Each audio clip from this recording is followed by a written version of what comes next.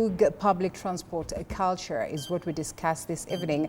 And I do not know why we find ourselves tempted to say the rogue Matatu culture, transport culture, which is actually not the case, because that we have very many components of the public transport sector.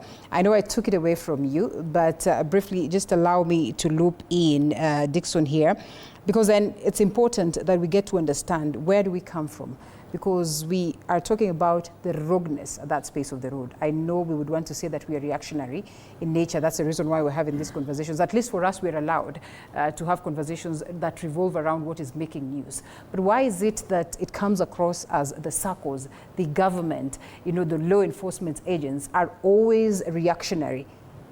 Well, first of all, let's start where the Matatu comes from. Okay. The background of the Matatu. The Matatu started without any rules and regulation. Okay. Way back in 1960s, 70s, 80s, 90s, up to 2000s. Okay? It's only after they were... You guys can hear? Okay. It's only when they were registered, officially recognized as the mode of public transport sector. That was 1985. Okay. Then from there now, we start now being compliant with the then TLB, Transport Licensing Board Act Cap 4, before the NTSA came in 2012. And there were no specific really rules apart from the Traffic Act Cap 4.3, okay, which stipulates how our drivers should be able to behave, how our conductors should be able to behave, right? Now, it has increasingly become very difficult really to permit the discipline in Matatu operations. For one thing, they lack code of ethics. In other words, self-regulation. Okay. Which has been a problem really to introduce and enforce within the Matatu industry. Because code of ethics is the bottom line for any discipline in any economic sector, whether it's manufacturing, whether it is transport, whether it is teaching, whatever it is, all around. Right. Yeah. And if the code of ethics can be able to find its place within the Matatu SACCOs and the company's operations, I'm telling you, this behavior you see here will not be there. I'll give you a very good example. Okay. Currently, as we are talking, there are 2 SACCOs within the town services. I'll mention one from Nairobi to Ngatarongai. That is Orokisa SACCO, which has really instilled self-regulation, fully compliance on the part of their crew. Is that not what we imagined was happening with the likes of Super Metro? And I'm sure most of them will tell you that, hey, if it's not Super Metro, I'm coming to where now, where people miss it, where Super Metro missed it, okay? The thing here is, self-regulation is the do's and the don'ts. And this complements the statutes. That's Traffic Act 4.3 NTSA Bill 2012 Act. The self-regulation in the form of code of ethics complements that. For example, a driver should not really drive when he's drunk. And if these people can go against the laws and the Traffic Act that you're talking about, what makes you think the self-regulation or the code of conduct will work? Will work? Let me explain to you how it works. Okay. The SACCOs themselves, and Lucy has really alluded to that, that when we lobbied for the SACCOs and company to be allowed in the Matatu industry, that was for a long time until 2015 when it was allowed. Okay. It was expected the SACCOs and the companies would be able to regulate, their employees. In other words, all the employees of those units under the SACCOs or affiliated to the SACCO would be under the charge of the SACCO management and even companies.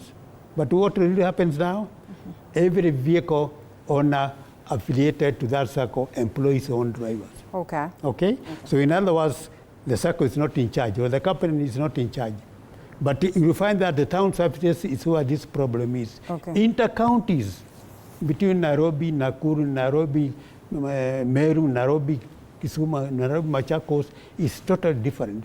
There you have total control. You have discipline, you have the self-regulation, such that if a driver violates or if a driver mistreats the commuter, the action is taken, discipline, 14 days, 30 days, thereafter you are dismissed. Let me ask, is it a must that every Matatu that is on the road is under a SACCO? Yes, it is. It is a must. Yes. All right, interesting. We come to you and we want to understand, first of all, what plays out, with travelers. Is it forward travelers? Of course, not to get into the nitty-gritty details, but as well, Paul, when you listen to Senior speak here, are we talking of a scenario where we fall short of laws and regulations that could be good enough to govern, these Matatus under SACCOs, these borders under SACCOs, the e-transport services under specific SACCOs, such that it has to be about code of conduct? And should we have a standard code of conduct, or every SACCO with its own? Thank you. Allow me, first of all, to extend my greeting to all the Matatu operators, and also to especially member of forward travelers and the board of directors, who are also my bosses, that allowed me to be here. First of all, I just wanted to tell you that we have a disconnect between the regulators and the SACCOs, or the operators. Okay. And the disconnect is coming from that they don't understand this business and they want to do it on the table, but you are doing the business on the ground. So I just wanted to challenge the structure of the government, how it have structured the regulator. Okay. Because to me, if we could have been accommodated in our regulations, I think in the NTSA, I think 1/3 of the board member should be coming from the Matatus peoples. At least they could have been informing the regulators about the groundwork of the Matatu industry. Yeah. The other thing is that I believe that, and I can attest to that, the NTSA, it happened to be punitive to the major SACCOs. They suspended for travelers, our SACCO, and also they have now suspended for metros. I feel it's punitive because I believe that according to the ratios, I think those two major SACCOs are the most compliant and the most disciplined in the town. All right, so, that it's unfair, okay. Yes, that's very unfair, because if you look at the requirement to be a SACCO, to form a SACCO, is that vehicles. If those that vehicles happen to be one causing an accident, they assume is one vehicle. Okay. If for travelers, out of 500 vehicles, have three accidents, is something to do with less than 5%. If one vehicle of that vehicle's SACCO do an accident, they will assume that this is one. For traveler, they assume is this is three. Okay. They don't categorize the SACCO according to the fleet of the vehicles. All right. And what I wanted to request and urge the NTSA or the regulators, they need to classify the SACCOs with tires. Okay. From 400 feet and above, wanaweka first tire. From 200 vehicles and above, second tires. From 50 vehicles to 200, third tires. How will this assist in addressing what we... So, okay, I'm assessing this because what they are doing, as much as they are saying they are regulating, I think they are responding to the public outcry. They are responding to the emotion of the public to show them that they are there working. But they are not there working. Suppose that the public emotion is, is not necessary at this very point. Okay, because the it's public very important. that interacts with these vehicles that you talk about, with these drivers, with these stakeholders, don't you think it would be important that the public gets the confidence or is assured that indeed you are in safe hands when it comes to using public transport? Very, very important. But they need to let public or member of the public understand that this one is one of the most compliant SACCO or operator or company. Do we need to be told, is it not going to be common sense when we are engaging or when we are using this particular... It is common sense. That we actually do not need to be told. We can see that,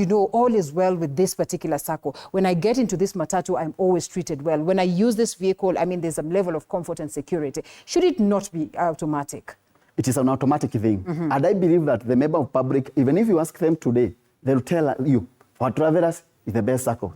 Super Metro is the best SACCO. If you come to the NTSA, according to the act they have done about the suspending the SACCOs, they will tell the NTSA will tell you they want to impress that the Super Metro is one of the worst SACCO or worst company in the transport. So there's a problem with NTSA. There is a problem with the NTSA. Have you people tried to address that with them? We have tried, and I wanted to blame also the our predecessors, the former, the association headed by Mr. Karagasha and his team. Because actually, from the former government, they used to be accommodated very well. Okay. Currently, government is not accommodative. And they used to be given a very good platform with the president. And some of the challenges that you are facing today, they could have aligned them in a way that the NTSA need also to be on the ground to see what you are doing. Okay. In case they find as an incident like that one of the metro, they will be able to understand, was it the company negligence, was it the driver negligence, the conductor negligence, was it that the circle is not well managed? Because I believe that the most biggest circle will always be punished more. Because the member of public will be counting the numbers. They will not look at about the figures of the free that you're having. Okay, allow us to come to this other side, and we want to treat this, ladies and gentlemen, for purposes of this conversation, as the members of public, right? I hope you all agree to be treated as the members of public and, able Kenyans that can as well, contribute to what we need to do or what we can do to make these adjustments that are necessary for us to enjoy sanity on the roads. And as well, for purposes of this discussion, let it be known that we try to invite or get a hold of NTSA members so that at least they would be part of the panel and respond to some of these concerns that are raised against them. Unfortunately, we could not get a hold of them. But yes, the conversation continues. The members of the public, could you please speak to this lady and gentleman and tell them your experiences that is on the road, and perhaps what would be your proposals in terms of what we need to do to bring sanity? I'm sure kila mtu experience ile scenario unaamka hivi unasikia manze leo mse wa Mata amenibo sana. Leo what I have seen is not a good thing. But also there are instances where we've experienced a nice ride from point A to point B, courtesy of those ones that would be considered to be compliant Matatus. We start with you. I see you have the mic, John. All right. Yes, you can introduce yourself for purposes of... Is it working? Yes, I think it should be on. I hope it's on. It is on. Yes, it's okay. It's okay. My name is James Mulamba. Well, I am a revolutionary, an activist, and today I'm standing here as a member of the public, as a user of the PSVs. Well, the Super Metro case I hope you can have it, but absolutely. Yeah. The Super Metro case is an emotive case. Judging by the public outcry and the outrage that entire incident raised. As gratifying as it would be to stand here and crucify the Super Metro Circle, I wouldn't do that. As it is, there are few circles that can measure up to the good performance of the Super Metro in the past years and the past months. This is a singular incident involving one Matatu that is owned by who we don't know. I would, however, want to correct the Super Metro management on how they handle this case. Because here is a conductor who's pushed someone off your Matatu. You know who the conductor is. You know who the driver is. And if that Matatu has a CCTV surveillance system, you know. Which it should have. Which should have. And you've not communicated this to the public. It would not have been so hard for you to accept blame. Because the conductor did what he did and sacrifice that one conductor for the sake of the entire circle. Because why would you be shielding him from justice? If today I have a bouncer and I own a club and one of my bouncers roughs up a customer, do I have to defend him from the law? So, to be honest, there are circles out here that have contraptions for PSVs. Will be gone Matatus that are leaking from the roof, that do not have brakes, lights. Some have speed limiters that expired in the Moi era. They do not have insurance covers, and we do not know how they are on the road. I would have wanted for the NTSA to be here to answer these questions to us, how these vehicles, some of them from stages around Isli, around Githurai, I don't want to vilify them, but how do they get themselves on the road 1 year after the other? Because the inspection goes on annually. The NTSA knows what is wrong with the transport sector, same as the TLB, and the traffic officers know. But they take gratification by taking bribes from these vehicles as they go for inspection. Same as these traffic police officers. Today, an incident happened this morning while I was alighting from a Matatu somewhere around bus station. So a traffic officer comes and walks up to the driver and then anamsomea mashtaka. This is what is wrong with this vehicle. this vehicle does not have a working brake system. This vehicle does not have a working brake system. I mean, the lights are not working. It has torn seats and it has worn out tires. Okay. After he's done with kumsomea mashtaka, the guy then jumps up to the matatu, sits on the driver's seat and starts negotiating. For what? Okay. Starts negotiating for a bribe. The rational thing and the responsible thing as a professional officer would be to book this vehicle to the nearest police station so that it is billed and fined for the, say, makosa yenye iko nayo. But then that never happens because they love the bribes more.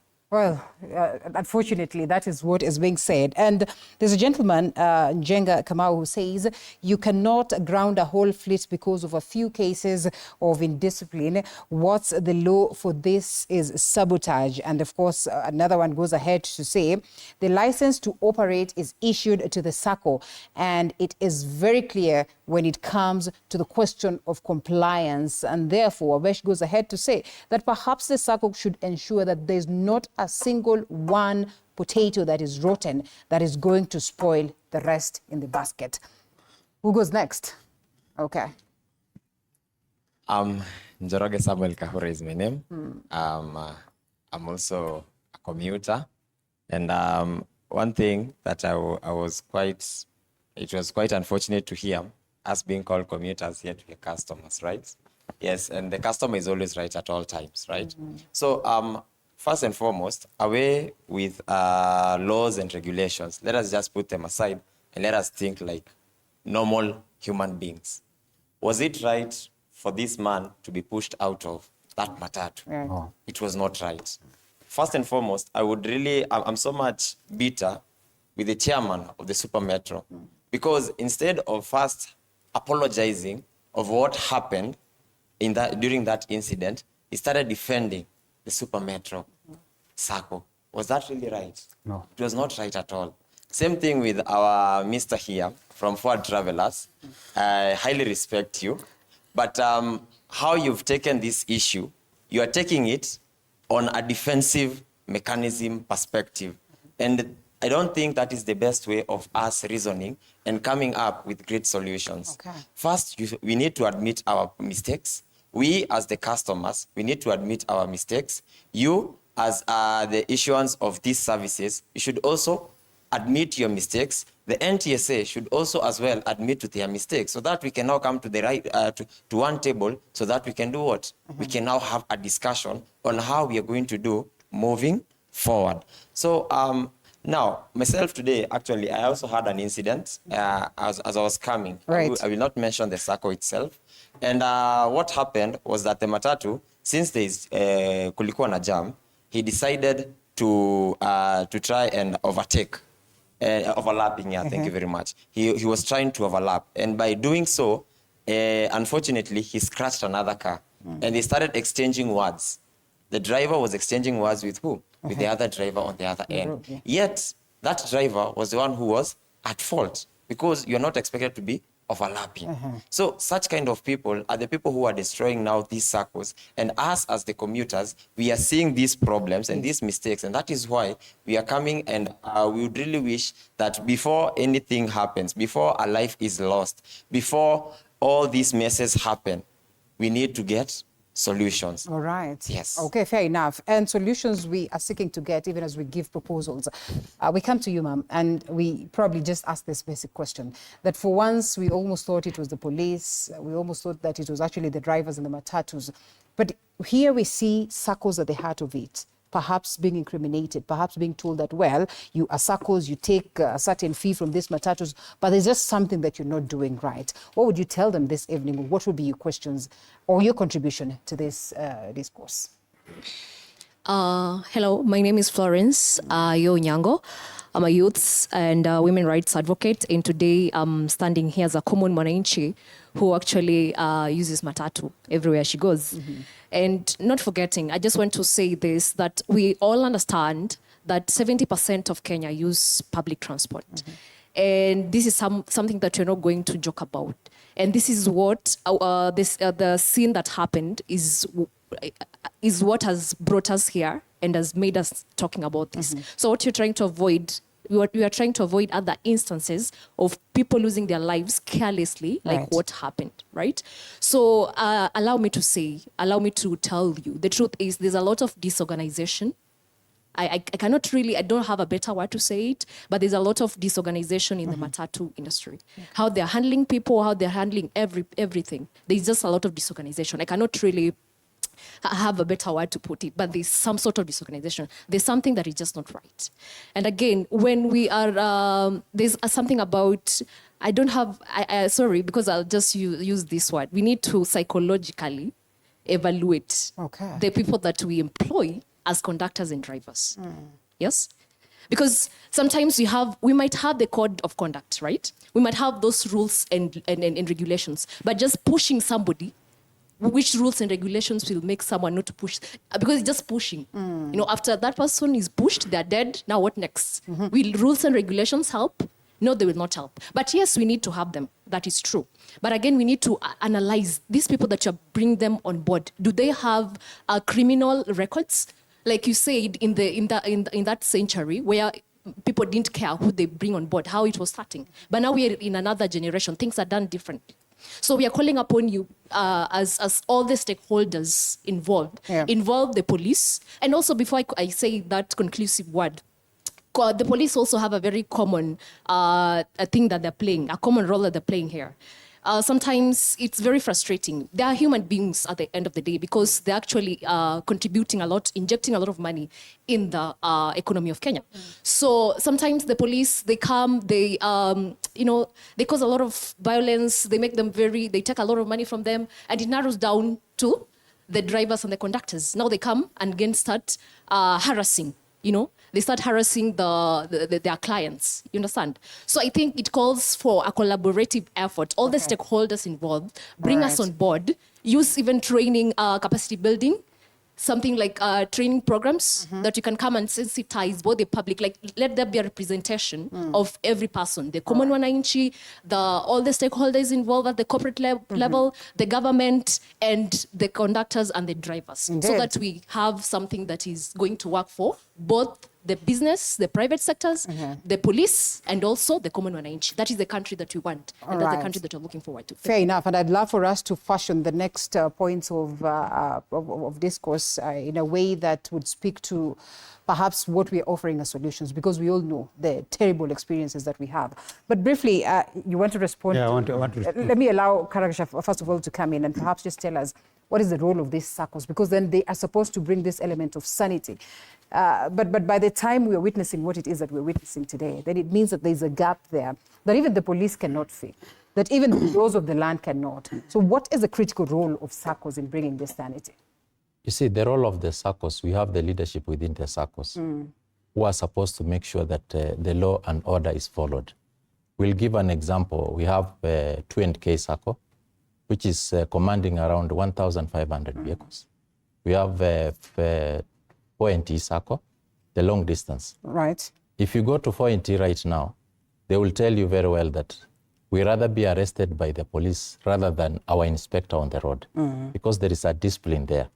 So what we are saying, the problem we are having, we can say that the laws are there, but we do not have political goodwill, because the government must come in and see how they can work very closely with the SACCOs and try to see how we can tame the menace within the SACCOs. Okay. And this is business like any other business. All right. And I'm a businessman, I operate Matatu, whereby if you meet the owners, are well-disciplined people. Compared to the drivers and conductors, we know some of them, they are not okay. But what we are saying, if we can go the way the lady has said there, let's come together as Kenyans and see what can we be able to do in terms of the issue of road safety, training our drivers, because we do not have a training institute for the driver and the conductor. This conductor is the one supposed to be dealing with the passengers. And you can see the conductor is trying to push the passenger outside. What we are telling the government, let's work as Kenyans to see how we can help that conductor, because he's looking for a job. Try to train them. We are ready as the industry to see how we can work very closely through the county level. I know we have some committees within the county level whereby we can come up with some laws before any driver, conductor, driver vehicle, we can take them to the training.